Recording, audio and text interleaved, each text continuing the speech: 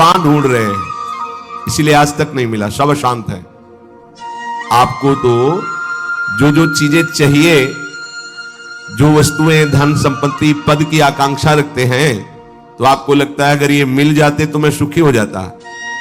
अपने को ऐसे बहुत मिले हैं जिनके पास आप चाह रहे हैं, उनकी बहुत मात्रा में संग्रह किया हुआ है, बहुत अधिकारिता है, बड़ा पद है, खूब ऐश्वर्य है, जगत में उनका नाम है, सम्मान है, पर हृदय जल रहा है, हृदय अशांत है। क्यों? क्योंकि जहां शांति प्राप्त होती है वहां उनका संबंध ही नहीं है। अशांतस्य कुतः सुखम, जिसका चित्त अशांत है उसे सुख कैसा? ब्रह्म। कुछ वर्ष की आयु, शरीर समाप्त हुआ, न पद रह गया, न संपत्ति रह गई, न नाम रह गया, न व्यवहार रह गया, न परिवार रह गया, अकेले अपने कर्मों की पोटरी बांध करके फिर नया जन्म, फिर वही पढ़ाई लिखाई, दुनिया का प्रपंच। नहीं तो अन्य योनियों में कीड़ा मकोड़ा, पशु पक्षी। विश्राम कहां है? अध्यात्म योग में। श्री भगवान कह रहे निःश्रेयसाय, मतलब दुखों का आत्यंतिक नाश, दुख का लेस नहीं जहां। अब अपने तो दुखालय में रह रहे हैं, तो सुख को इसी में ढूंढ रहे हैं, तो हम समझते हैं कि अरबों खरबों रुपया मिल जाए, सुंदर सुंदर भोग सामग्री मिल जाए, मैं सुखी हो जाऊंगा।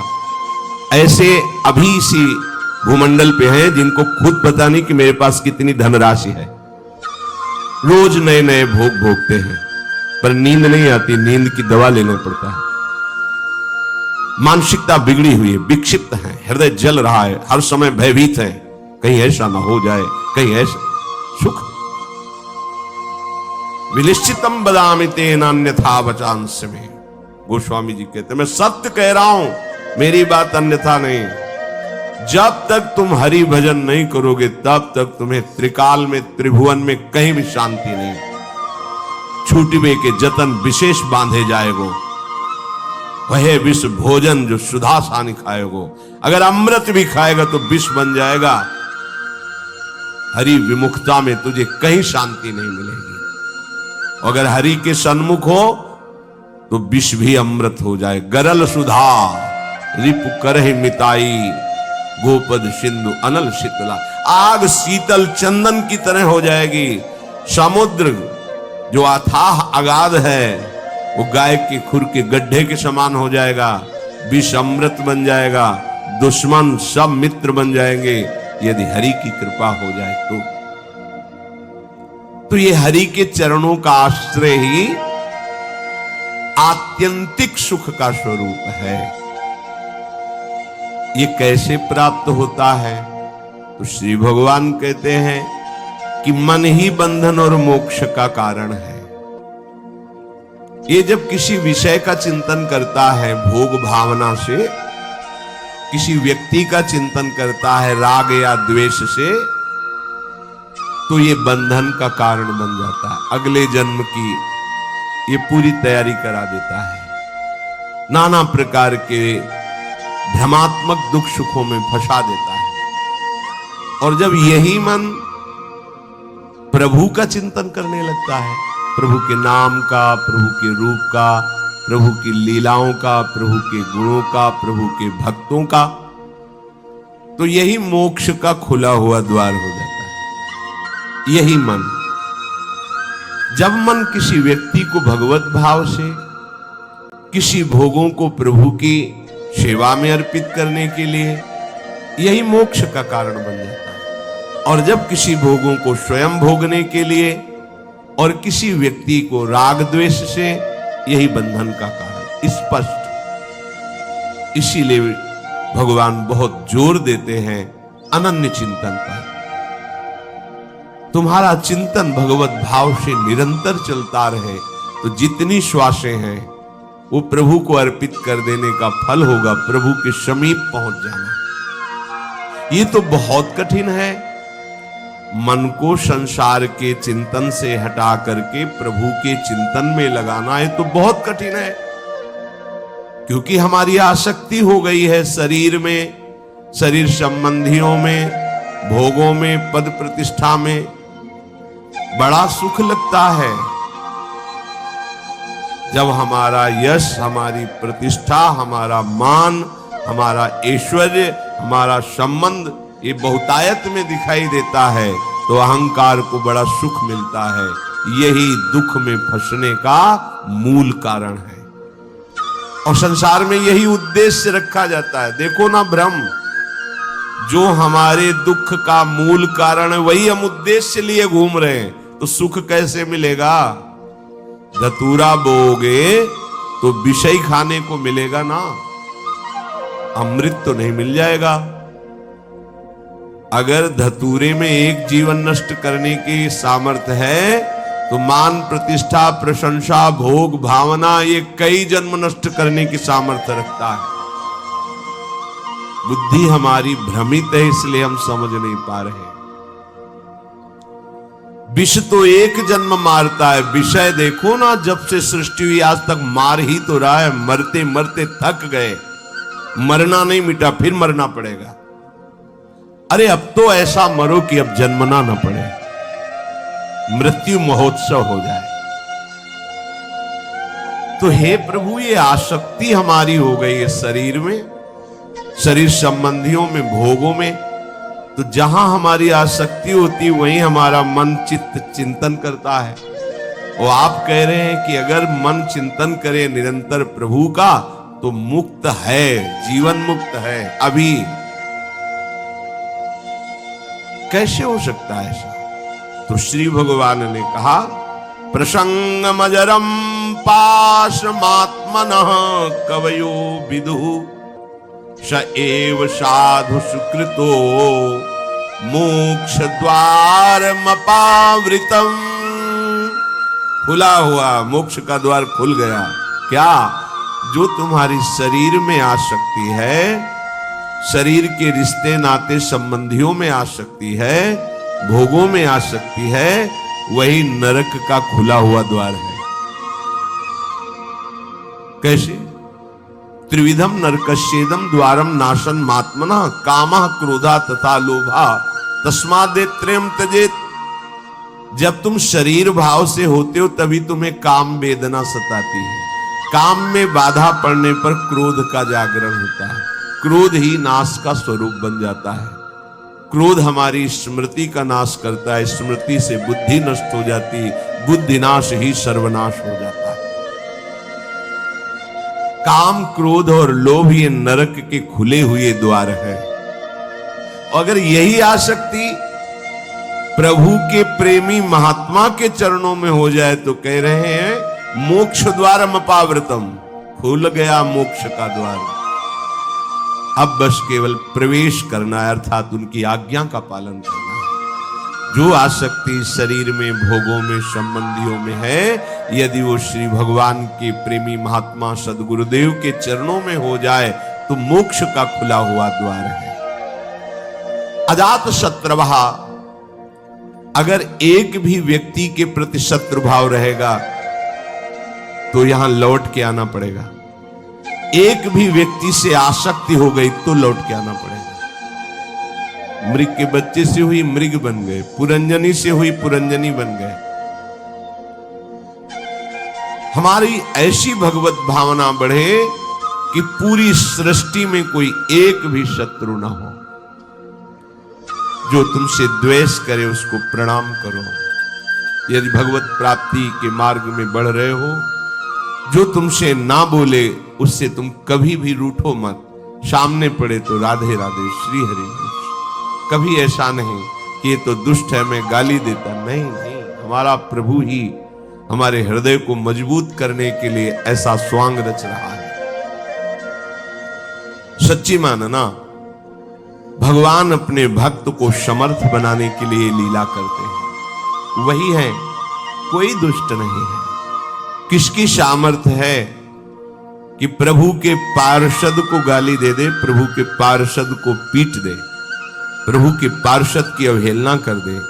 ये भगवान इसीलिए करवाते हैं कि तुम समर्थ बनो, द्वंद्वों को परास्त करो, ना कि द्वंद्वों से परास्त हो जाओ। तुम मेरे सेवक कहलाकर द्वंद्वों से परास्त हो जाओगे तो ठीक नहीं है।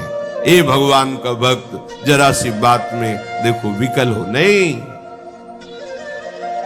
कोई भी भगवान का प्रेमी महात्मा ऐसा चरित्र नहीं पाया गया कि कभी किसी भी परिस्थिति में व्यथित हो गया है। नहीं, यम ही न व्यथ्यन्ते ते पुरुषम पुरुषर्षभ सम दुखा सुखाधीरम स्वमृतत्वाय कल्पते। जो सुख दुख में समान किसी भी परिस्थिति में हृदय व्यथित नहीं हुआ, हर समय राधा राधा राधा परम पद उसके चरणों में लौटता है, वही परम पद का अधिकारी है। अजात शत्रवहा, तुम्हारा कोई एक भी शत्रु नहीं होना चाहिए, क्योंकि भगवान कहते संतों का एक भी शत्रु नहीं होता। अपना मन ही शत्रु है, कोई और बाहर शत्रु नहीं। जब तक आप अपने मन को प्रभु के चरणों में नहीं लगाते, तब तक ये जाल फैलाता रहता है। एक को मित्र बनाएगा, एक को शत्रु बना लेगा, एक में राग कर लेगा, एक में द्वेष कर लेगा और हमारे नए जन्म की व्यवस्था कर देगा। ये मन ही हमारा शत्रु है जब तक वश में नहीं होता। ये मन ही हमारी दुर्गति का कारण है जब तक ये प्रभु में नहीं लगता। प्रभु में लग जाए, वश में हो जाए, तो इससे बड़ा कोई मित्र नहीं। मन ही श्री कृष्णाकार होकर भगवत साक्षात्कार करा देता है। अजात शत्रवा, कोई भी एक हमारे द्वेष का पात्र न हो। अद्वेष्टा सर्वभूतानाम, समस्त भूतों में द्वेष रहित, दोष बुद्धि रहित हमारे हृदय की स्थिति होनी चाहिए, क्योंकि संतों की ऐसी होती है। शांताहा, किसी भी परिस्थिति में कोई तुम्हें अशांत न कर पावे, ना अंदर की वृत्ति ना बाहर का व्यक्ति। ऐसी शांति तभी मिलेगी जब चित्त प्रियाजू के चरणों के चिंतन में होगा, उनके नाम के चिंतन में होगा, क्योंकि भगवत प्रेमी महात्मा शांत रहते हैं। शांताहा साधवा साधुभूषण, आप राग द्वेष में विचरेंगे, निंदा स्तुति करेंगे, मान अपमान में सुखी दुखी होंगे, तो अनन्य भक्ति कब धारण करेंगे? अपने को केवल लक्ष्य पर दृष्टि रखनी है। वही सच्चा निशानेबाज है जो केवल लक्ष्य पर दृष्टि रखता है। द्रोणाचार्य जी ने कौरवों पांडवों को धनुर्विद्या की शिक्षा दी। परीक्षा के लिए एक वृक्ष में चिड़िया टांगी और कहा इसकी आंख पर निशाना लगाना है। जो धनुष उठाता और तीर संधान करता, पूछते क्या दिखाई दे रहा है? बोले वृक्ष, डाल, चिड़िया। बोले रख दो धनुष।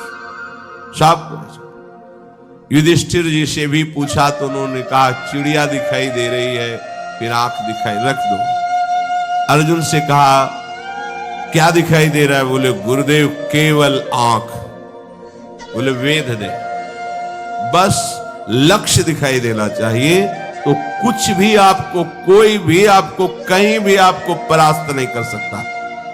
लक्ष्य श्यामा श्याम, श्यामा श्याम का स्मरण, कोई परास्त नहीं कर सकता। लक्ष्य रहित होकर घूमोगे तो सब तुम्हें व्यथित कर देंगे। काम क्रोध लोभ मोह मद मत्सर, ये सब हृदय में ही ये प्रहार करते हैं।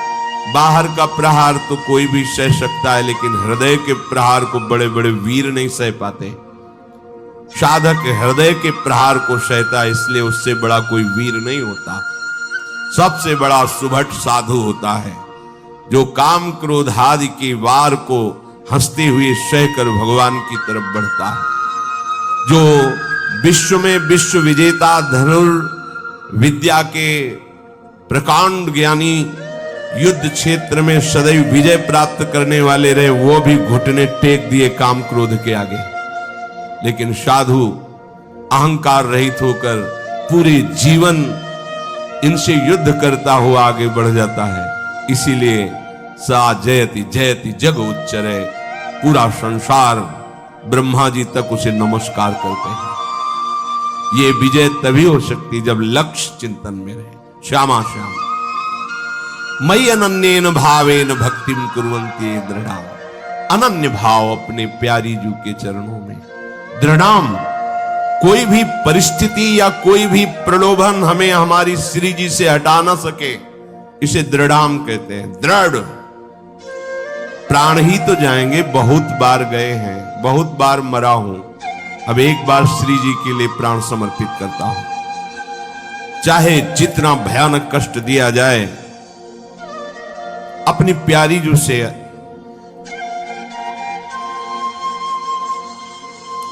एक क्षण के लिए भी वृत्ति नहीं हटा सकता।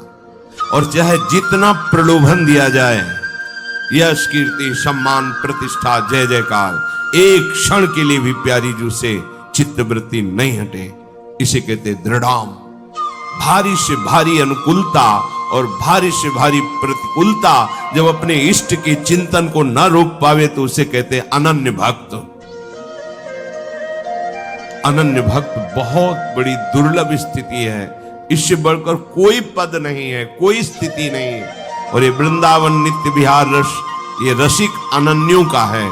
ये रसिक अनन्यों के नरेश श्री हिताचार्य, श्री स्वामी हरदास जी, ये सब सहचरियां प्रकट हुई हैं इस रस को प्रदान करने के लिए।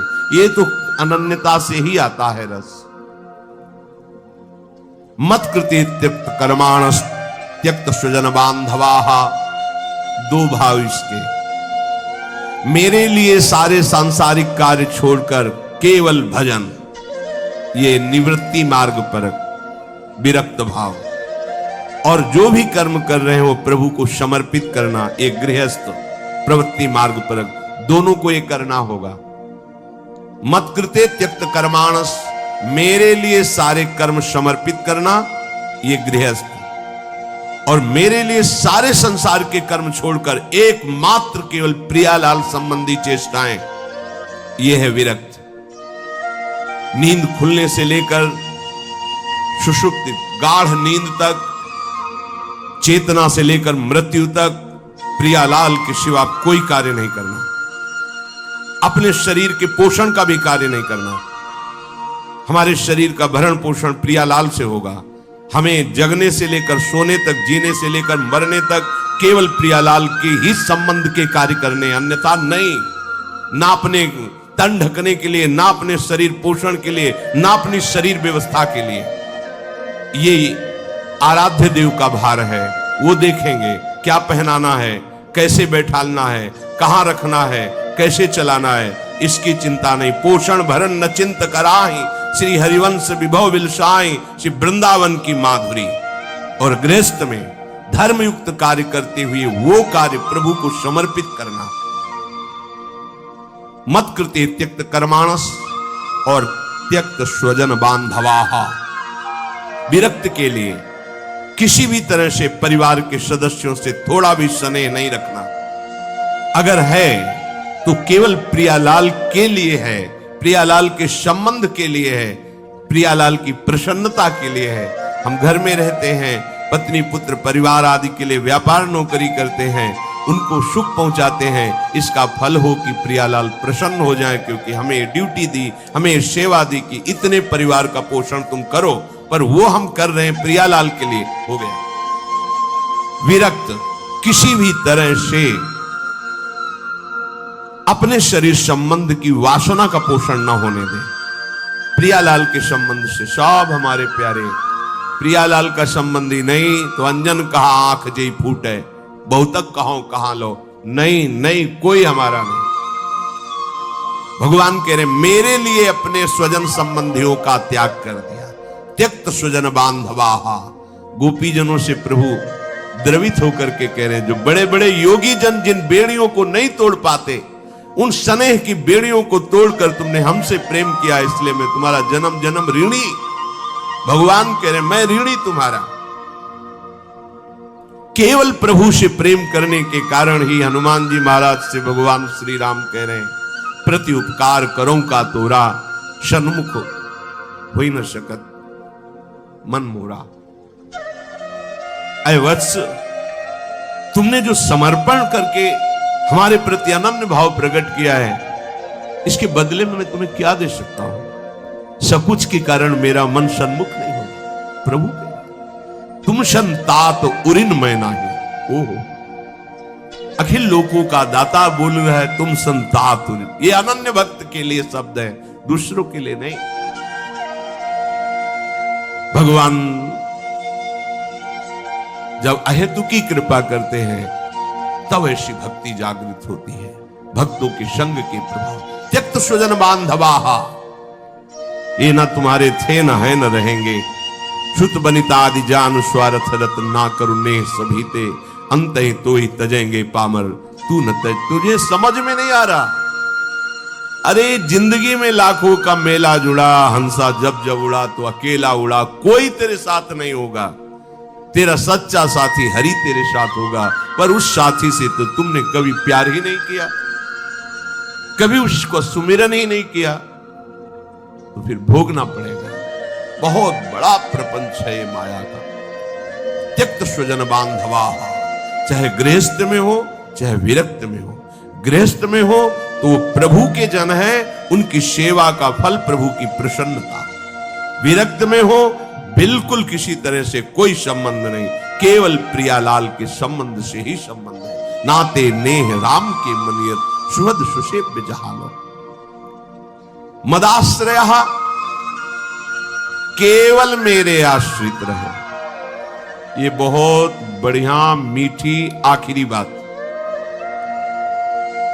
ये जीवन की साधना का फल, ये शब्द मदाश्रया इतना मीठा है, इतना शांति है, इतना आनंद है। बस इसी को समझ नहीं पा रहे तो परेशान हो रहे हैं। हमारा मन नहीं लगता, हमसे ये नहीं होता, हमसे वो नहीं होता। तुम्ही से तो ना, तो तुम छोड़ो अपने को। मदाश्रया, ऐसे हो जाओ प्रभु के आश्रित। पता नहीं कल्याण हो कि ना हो, जो हो रहा है वो भी छूट जाएगा, पता नहीं कौन सी गति हो। तो संशयात्मा विनश्यति, इस पर शास्त्र सब कुछ वर्णन करते। तुम्हें प्रभु पे भरोसा नहीं है। प्रभु का आश्रय ये पूरे जीवन में इसी ने चलाया है, मदाश्रया ने, इसी ने पोषण किया है और यही हमें बेपरवाह रखा है ना प्रभु। मदाश्रया, प्रभु का कोई साथी नहीं है, कोई साथी नहीं। एकमात्र श्री हरि, एकमात्र प्रियाजी। आश्रय, ये बहुत अमृत शब्द है, समझ में केवल आ जाए। अभी इसी क्षण बिना साधना के मुक्त हो अगर ये बात समझ में आ जाए, पर अभी तो समझ में आ सकती कुछ मिनट के लिए, क्योंकि यहाँ का वायुमंडल है मदाश्रया का। तो अभी सब पर गेट के बाहर निकलते ही हवा बदलेगी तो विचार बदल जाएंगे। मदाश्रया, ये गुरु कृपा से आई हुई भारी विपत्ति, प्रतिकूलता, असाध्य रोग, अपमान, निंदा, ये सहयोगी होते मदाश्रया के लिए। ये मदाश्रया में बहुत सहयोगी होते हैं और इनको कौन चाहता है, इसलिए मदाश्रया नहीं हो पाता। वो हम के आश्रित रहता है। साधना का आश्रय ले सकता है, क्रियाओं का आश्रय ले सकता है, व्यक्ति का आश्रय ले सकता है, लेकिन मदाश्रया भगवद आश्रित, और भगवद आश्रित बहुत बेपरवाह और ऐसी वस्तु मिलती है जो किसी साधना से नहीं मिलती। पर ये हृदय का विषय होता है, वाणी का नहीं होता। केवल वाणी के कहने से हृदय शांत नहीं हो जाएगा। निज सुख बिन मन होई की थीरा, जब तक मन में ये आश्रय जागृत नहीं होगा तब तक बात नहीं बनेगी। और ये जागृत तभी होगी, लिख लो, जब तुम्हारा अपमान होगा, निंदा होगी, शरीर किसी असाध्य रोग से ग्रसित होगा, सब तिरस्कार करेंगे, सब, कोई सृष्टि में प्यार से देखने वाला नहीं होगा, तब सच्चा मदाश्रय उदय होता है। प्रभु आपकी वो हृदय की जो धारा प्रभु की तरफ बही, निहाल कर, तो एक कदम मेरी तरफ चल के तो देख, पूरी सृष्टि न झुका दूं तो कहना। भगवान के वचन, एक कदम तो चल के देख मेरी तरफ। ये अंदर की बात है, बाहर से आप कहोगे तो हम 500 किलोमीटर से आए, एक कदम की क्या बात है। बाहर से दौड़ने वाला कोई वीर नहीं कहा जाता। अंदर तो आप वहीं बैठे हुए हो, शरीर में, उस शरीर संबंधियों में, शरीर भोगों में, एक कदम कहां चले। अंदर की बात है आपको।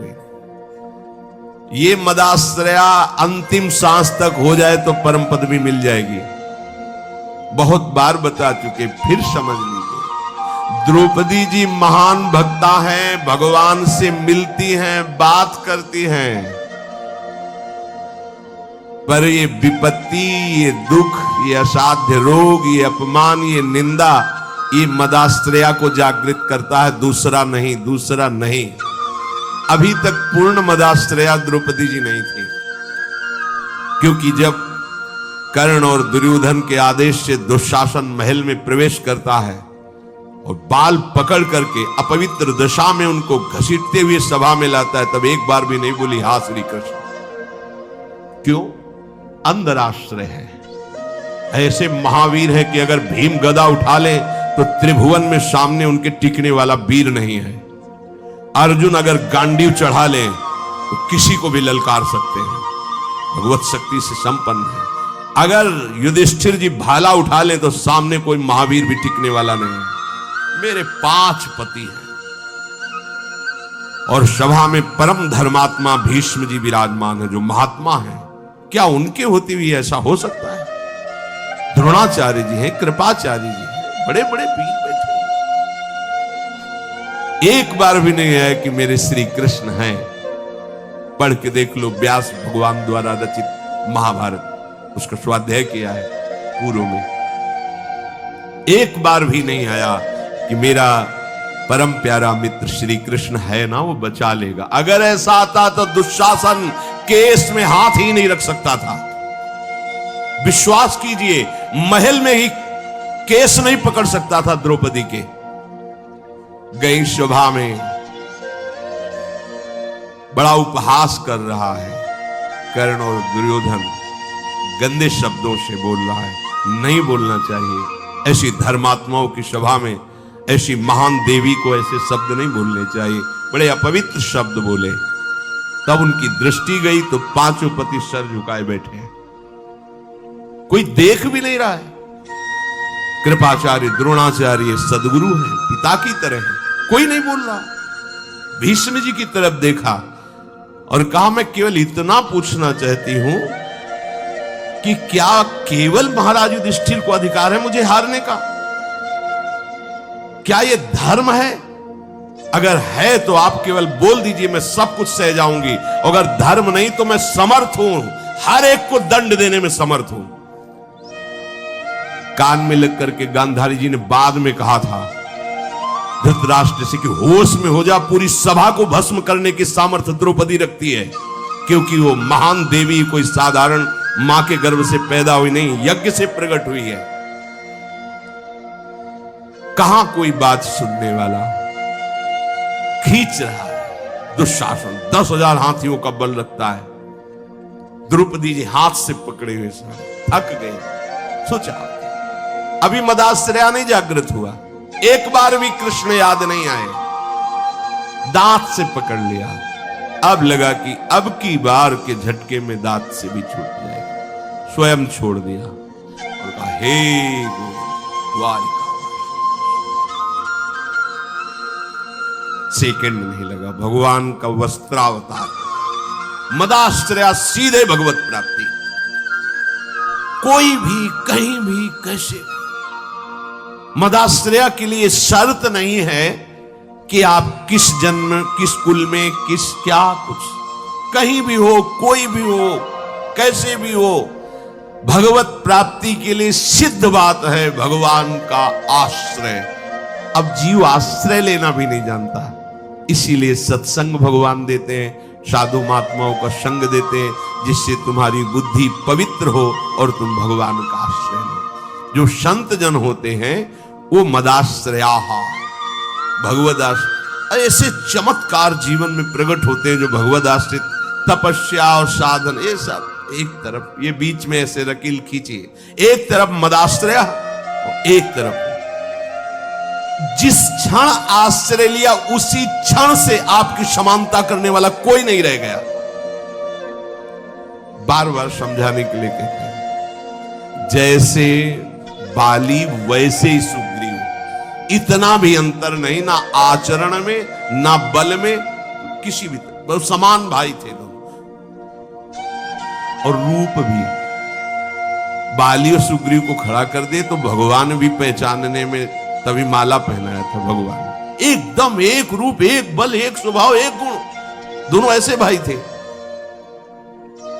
जब भगवान ने बाण मारा, सामने देखा कोटि कंदर्प दमनी मर्यादा पुरुषोत्तम भगवान गंभीर मुद्रा, तो हृदय में तो महान प्रीति है, बड़ा प्रसन्न है कि वैसे तो मैं इस लायक ही नहीं था, जो योगियों के ध्यान में नहीं आते हमारे सामने खड़े हैं, पर थोड़ा इनसे बात भी तो कर ले।